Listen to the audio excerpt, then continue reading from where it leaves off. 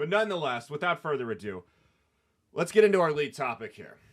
We have got a lot to get into. They had the Iowa caucuses this week, and Donald Trump, as expected, mopped the floor with everyone. First place was Trump with 51%.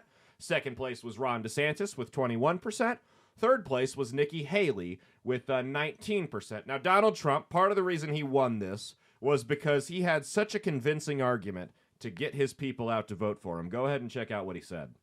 So if you want to save America from crooked Joe Biden, you must go caucus tomorrow. The first step. Really the first step. We got to do it. We got to do it big. You got to get out. You can't sit home. If you're sick as a dog, you say, darling, I got to make it. Even if you vote and then pass away, it's worth it. If you're sick, if you're just so sick you can't, darling, I don't think. Get up. Get up. You get up. You vote. Yes, darling. Ultimately, we know who calls the shots, right? Right, Polly? All right, that's enough. So you be safe and all, you're going to... That's enough. So Donald Trump, it's a historic victory, partially a historic victory, because he dominated. It's the most anyone's ever won, at least in my lifetime, has won the Iowa caucus by. But here's my thing with this. I'll read those numbers again. 51% for Trump, 21% for DeSantis, 19% for Nikki Haley.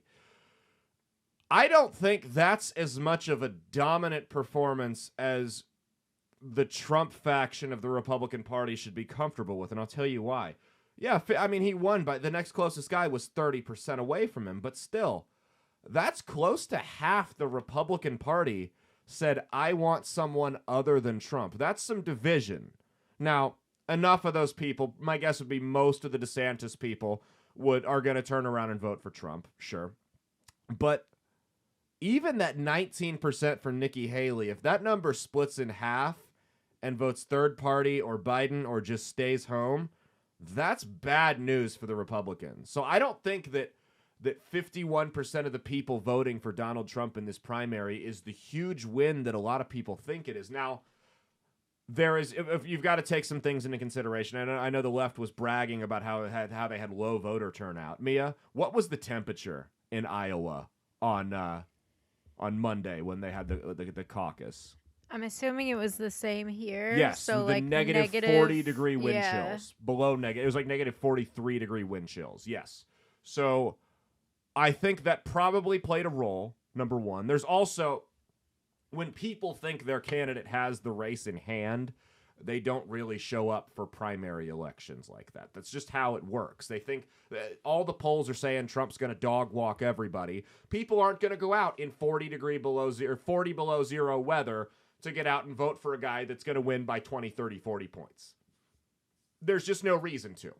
But I would just keep an eye on that number. If that doesn't improve, if states where Trump wins by 20, 30, 40 points if that number doesn't improve from 50%, that may be a red flag, especially when Ron DeSantis is gone. Because I think most of Ron DeSantis' voters will probably go to Donald Trump. I think they'll get in line, they'll fall in line. Vivek's out of the race. We'll get into that in a minute here. His voters are going to fall in line. But that 19% for Nikki Haley, that's where you got to wonder. And we'll show a video from that in a minute here, too. But that 19% from Nikki Haley could bite him in the ass there. She is the establishment candidate. She's said it herself. Hillary Clinton's her biggest inspiration, who's called Republican voters a basket of deplorables. Remember that. Her father is the president of a war profiteering company, a defense contractor. She sits on the board of it. She's absolutely corrupt as hell. She's deep state regime as it gets. Hey, thanks for watching. If you liked what you saw, be sure to click the link in the description to get the full episode on Rumble. If you prefer to listen along, you could actually get us on Spotify, Spreaker, and iHeartRadio. You can also go to www.outlawstreamers.com to learn more about not just my show, but tons of other great shows and all the exciting projects they have coming up. Follow my socials at Caleb Isn't Funny on Twitter and Instagram, at Caleb Salvatore Comedy on the Chinese Spy app that is TikTok, and be sure to like and subscribe to this YouTube channel. Thanks, and we'll see you every Saturday for brand new episodes of That's Based. Peace.